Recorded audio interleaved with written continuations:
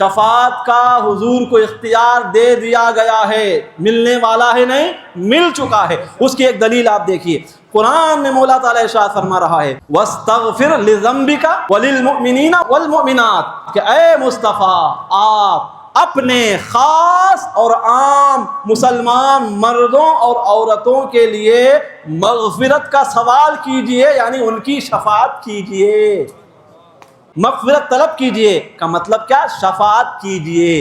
مغفرت طلب کرنے ہی کا دوسرا نام ہے شفاعت کرنا۔ شفاعت میں کیا ہوتا ہے؟ اے اللہ اسے معاف کر دے، یہی ہے شفاعت۔ تو اللہ تعالیٰ قرآن میں ایک مقام پر کیا فرما رہا ہے کہ آپ اپنے خاص اور عام جو مسلمان مرد و عورت ہیں، یعنی جو آپ کے خاص ہیں، ان کے لیے بھی مغفرت طلب کیجئے، جو عام لوگ ہیں آپ کی امت کے مسلمان، ان کے لیے بھی اے مصطفیٰ آپ مغفرت طلب کیجئے، یعنی شفاعت کیجئے۔ تو قرآن کی واضح آیت ہے، قرآن میں اللہ کھلے طور پر کہہ رہا ہے کہ ہم نے آپ کو شفاعت کرنے کا اختیار دے دیا ہے۔ وَلَوْ أَنَّهُمْ إِذْ ظَلَمُوا أَنفُسَهُمْ جَاءُوكَ فَاسْتَغْفَرُوا اللَّهَ وَاسْتَغْفَرَ لَهُمُ الرَّسُولُ لَوَجَدُوا اللَّهَ تَوَّابًا رَحِيمًا۔ مولا تعالیٰ فرما رہا ہے اے مصطفیٰ ان سے کہہ دیجئے، ان مسلمانوں کو خوشخبری سنا دیجئے، جو نا امیدی کی طرف بڑھ رہے ہیں ان کو یہ خوشخبری سنا دیجئے کہ اے لوگو گھبرانے کی ضرورت نہیں ہے، میں مبشر ہوں، میرا کام خوشخبری دینا ہے، سنو ایک بہت بڑی خوشخبری میں تمہیں دے رہا ہوں۔ خوشخبری یہ ہے نافرمانی ہو گئی، گناہ ہو گیا تو وہ اللہ کی رحمت سے مایوس نہ ہو، وہ یہ سوچنے نہ لگے ارے میں تو گناہ گار ہوں، اللہ میری مغفرت کیسے کرے گا، میں تو بڑے سے بڑا گنہ گار ہوں۔ یہاں بتایا جا رہا نہیں، بڑے سے بڑے گنہ گار بھی کیوں نہ ہو تم، ایک دروازہ ایسا ہے کہ اس دروازے پر اگر تم آ گئے تو اس دروازے پر آنا حقیقت میں خدا کے دروازے پر آنا ہے، اور وہ دروازہ ہی ہے جسے در مصطفیٰ کہا جاتا ہے۔ فرمایا جا رہا ہے اگر کوئی اپنی جانوں پر گناہ کر کے ظلم کر بیٹھیں، جاؤک اے مصطفیٰ ان سے فرما دیجئے کہ وہ آپ کے پاس آئیں۔ کس کے پاس آئیں؟ آپ کے پاس آئیں۔ آپ کے پاس آ کر ان کو ایک کام کرنا ہے، فاستغفر اللہ، آپ کے پاس آ کر ان کو چاہیے کہ وہ اللہ سے معافی طلب کریں۔ آپ کے پاس آئیں اور آپ کے پاس آ کر کیا کریں؟ اللہ سے مغفرت، اللہ سے معافی طلب کریں۔ اگر وہ آپ کے پاس آ کر اللہ سے معافی طلب کریں گے تو میں فوراً معاف نہیں کروں گا۔ واستغفر لهم الرسول، رسول بھی ان کے لیے معافی طلب کریں۔ رسول اگر شفاعت کرے ان کی لوجد اللہ، تو وہ اللہ کو پالیں گے۔ لوجد اللہ۔ دیکھیے حضرات گرامی، پہلے حکم دے رہا ہے کہ مصطفیٰ کے پاس آؤ، دوسرا حکم یہ دے رہا ہے کہ وہاں آ کر اللہ سے معافی طلب کرو۔ لوگ کہتے ہیں اللہ ہے تو ہمیں مصطفیٰ کی کیا ضرورت، اللہ ہے تو ہمیں کسی غیر کی کیا ضرورت، اللہ کافی ہے نا، تو اس کے اولیاء کی انبیاء کی ہم کو کیا حاجت ہے؟ حاجت ہے، خدا خود بتا رہا ہے، ضرورت ہے خود اللہ بتا رہا ہے۔ اللہ کا اصول اگر یہ ہوتا کہ بندہ مجھ سے معافی طلب کر لے بغیر واسطہ بغیر وسیلہ مصطفیٰ کے تو میں اسے معاف کر دوں گا، اگر خدا کا یہ اصول ہوتا تو اللہ اسے معاف کر دیتا، لیکن نہیں، اللہ کیا فرما رہا ہے؟ تم معافی طلب کرو، تمہارا کام تم خود کرو۔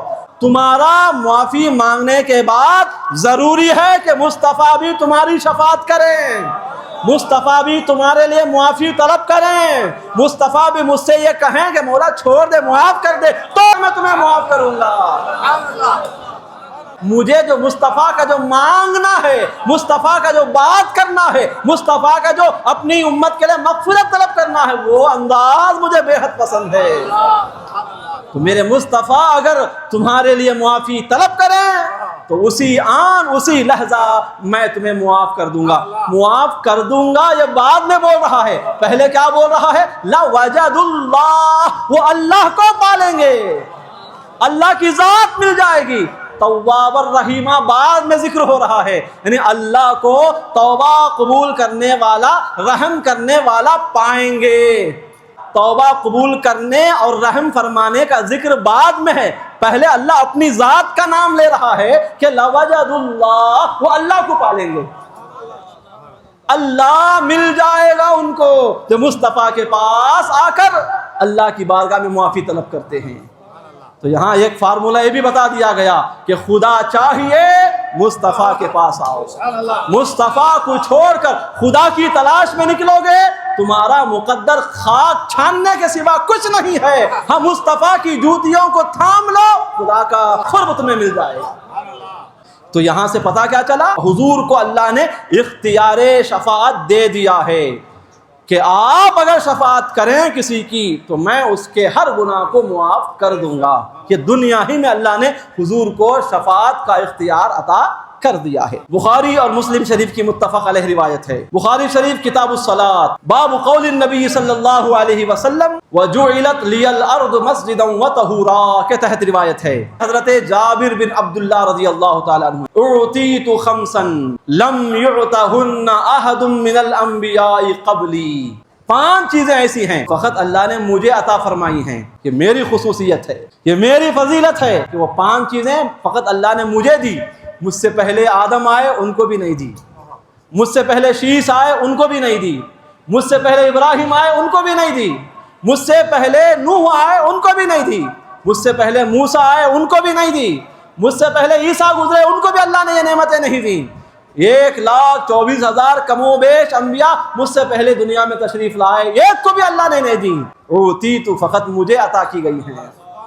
وہ 5 خصوصیات کیا ہیں؟ اب آقا فرما رہے ہیں نصرت بالرعب، رعب و دبدبے کے ذریعے میری مدد کی گئی ہے۔ ایک روایت کے الفاظ ہیں مسیرت شہر، حضور اور حضور کے جو دشمن تھے، اسلام کے جو دشمن تھے، ان کے درمیان 1 مہینے کی مسافت، 1 مہینے کے سفر کا فاصلہ ہوتا، اتنی دور ہونے کے باوجود بھی ان کے دل حضور کے رعب و دبدبے سے تھرایا کرتے تھے۔ تو حضور اکرم علیہ الصلوۃ والسلام کو اللہ نے رعب کے ذریعے مدد فرمائی۔ ایسا نہیں کہ حضور دشمن کے قریب چلے جاتے تو ہی دشمن گھبراتا، حضور مدینے میں ہوتے، مدینے سے 1 مہینے کی مسافت پر دشمن ہوتا، حضور کا نام سنتا تو تھر تھر کانپنا شروع کر دیتا۔ وَجُعِلَتْ لِيَ الْأَرْضُ مَسْجِدًا وَطَهُورًا، کہ میرے لیے ساری روئے زمین کو مسجد اور پاک بنا دیا گیا ہے۔ وَأَيُّمَا رَجُلٍ أَدْرَكَتْهُ الصَّلَاةُ فَلْيُصَلِّ، میرا امتی دنیا میں جہاں بھی رہے، زمین کے جس خطے پر بھی رہے، نماز کا وقت آ جائے تو وہ جہاں ہے وہیں پر نماز پڑھ سکتا ہے۔ گزشتہ امتوں میں کیا تھا؟ عبادت کرنے کے لیے خاص جگہ ہوتی، اسی جگہ میں آ کر عبادت کرنا تھا۔ سمجھو یہاں بارلین مسجد ہے، آپ ہیں شیواجی نگر میں، عبادت کا وقت ہو گیا، اب ہر کام کو چھوڑ کر وہاں سے یہاں آ کر عبادت کرنا تھا۔ لیکن حضور فرما رہے ہیں مجھے اللہ نے یہ خصوصیت عطا فرمائی کہ جعلت لی الارض مسجدا، ساری روئے زمین کو اللہ نے میرے لیے مسجد بنا دی۔ جہاں بھی پاک زمین ہے بندہ کھڑے ہو کر نماز پڑھ سکتا ہے، جنگل میں ہے نماز پڑھ سکتا ہے، ریگستان میں ہے نماز پڑھ سکتا ہے، شہر میں ہے، گاؤں میں ہے، دیہات میں ہے، آبادی میں ہے، غیر آباد علاقے میں، جہاں بھی ہے نماز کا وقت آ جائے تو پاکیزہ زمین پر نماز پڑھ سکتا ہے۔ وَطَہُورًا، پاک بنا دیا گیا۔ پاک بنانے کا مطلب کیا؟ یعنی تیمم کی اجازت دے دی گئی۔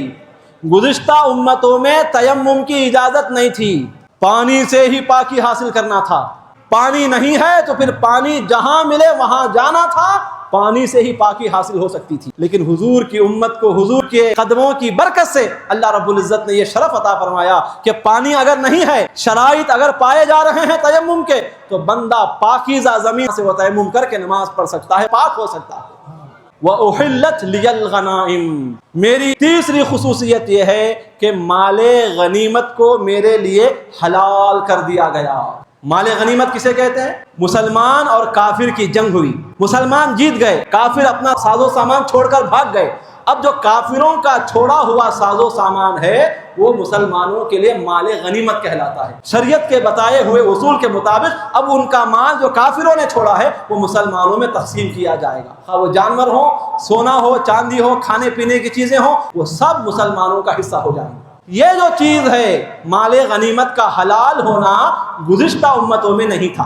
گزشتہ امتوں میں کیا قانون تھا کہ اگر کافروں سے مال غنیمت ہاتھ آیا تو اسے میدان میں جمع کر کے آگ سے جلا کر راکھ بنا دیا جاتا تھا۔ وَكَانَ النَّبِيُّ يُبْعَثُ إِلَىٰ قَوْمِهِ خَاصَّةً وَبُعِثْتُ إِلَى النَّاسِ كَافَّةً، کہ پہلے جو انبیاء آتے تھے وہ کسی مخصوص علاقے کے لیے نبی ہوتے تھے، کسی مخصوص قوم کے لیے نبی ہوتے تھے، کسی مخصوص خاندان و قبیلے والوں کے لیے نبی ہوتے تھے، لیکن اللہ نے مجھے ساری انسانیت کے لیے نبی و رسول بنا دیا۔